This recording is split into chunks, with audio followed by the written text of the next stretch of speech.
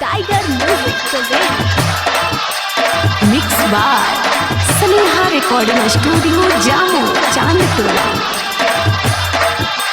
काजल, काजल, हम दोनों के बीच अगर कोई आया तो समझो वो मर गया। हाथ काट के लिखाई तोरे नाम, हाथ काट के लिखाई तोरे नाम, ये जान बोले हेड से। हाथ काट के लिखाई तोरे नाम, ये जान बोले हेड से। हम आशिक हई तोहार, हम आशिक हई तोहार, कि देखो न पलट के। हाथ काट के लिखाई तोरे नाम, ये जान बोले हेड से। हाथ काट के लिखाई तोरे नाम, ये जान बोले हेड से। हम किसी दूसरे की अमानत है। नहीं, तुम सिर्फ मेरी हो और किसी की नहीं हो सकती। हम दोनों के बीच अगर कोई आया तो समझो वो मर गया।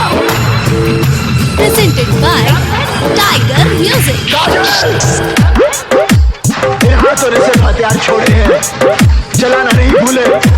देत बड़ी वैसन साजा कौन अपराध कोई हो। ससुर जाए के बेरिया तोहके याद कोई हो, याद कोई हो। देत बड़ी वैसन साजा कौन अपराध कोई हो। ससुर जाए के बेरिया तोहके याद कोई हो। दिल तोड़ के जाइबू, मुँह मोड़ के जाइबू, बिच रहिया में हमके तू छोड़ के जाइबू।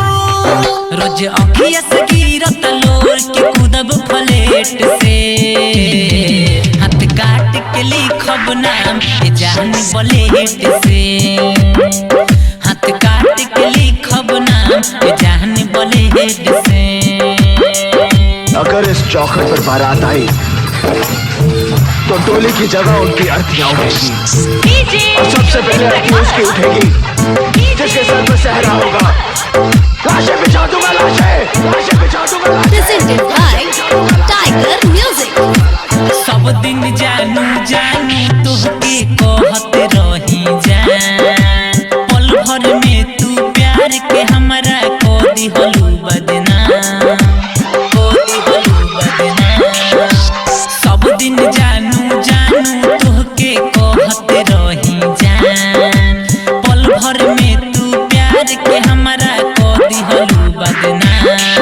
कहे मुकेश राजा बोलू सुजीत हो, सुदर्शन चौरसिया मारता जीत हो। कहे बोला मोरी तेस मरम तोरा टेट से। हाथ काट के लिखाई तोर नाम, ये जान बोले हेड से।